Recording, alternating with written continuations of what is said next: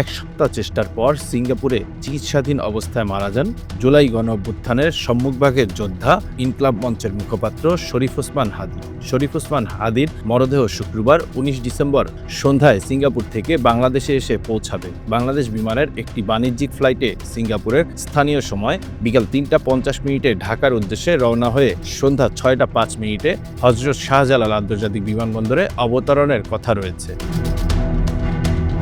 এর আগে শুক্রবার সকাল ১০টায় সিঙ্গাপুরের ঐতিহাসিক দ্য অ্যাঙ্গোলিয়া মসজিদে অনুষ্ঠিত হবে তার প্রথম জানাজা। বাংলাদেশের দ্বিতীয় জানাজা অনুষ্ঠিত হবে শনিবার ২০ ডিসেম্বর বাদ জোহর রাজধানীর মানিক মে অ্যাভিনিউতে। ইনকলাব মঞ্চের পক্ষ থেকে দেশবাসীকে এই জানাজায় শরীক হওয়ার আহ্বান জানানো হয়েছে।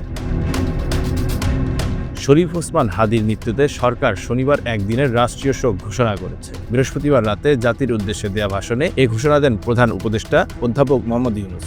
ফ্যাসিবাদ ও আধিপত্যবাদ বিরোধী সংগ্রামের এই অমর সৈনিককে মহান রাব্বুল আলামিন শহীদ হিসেবে কবুল করুন। শরীফ ওসমান হাদীর অকাল মৃত্যুতে আগামী শনিবার একদিনের রাষ্ট্রীয় শোক ঘোষণা করছি। তিনি জানান, শুক্রবার বাদ জুমা দেশের প্রতিটি মসজিদে ওসমান হাদীর রুহের মাগফিরাত কামনায় বিশেষ দোয়া ও মোনাজাত অনুষ্ঠিত হবে। এছাড়া অন্যান্য ধর্মের উপাসনালয়গুলোতেও আয়োজন করা হবে বিশেষ প্রার্থনার।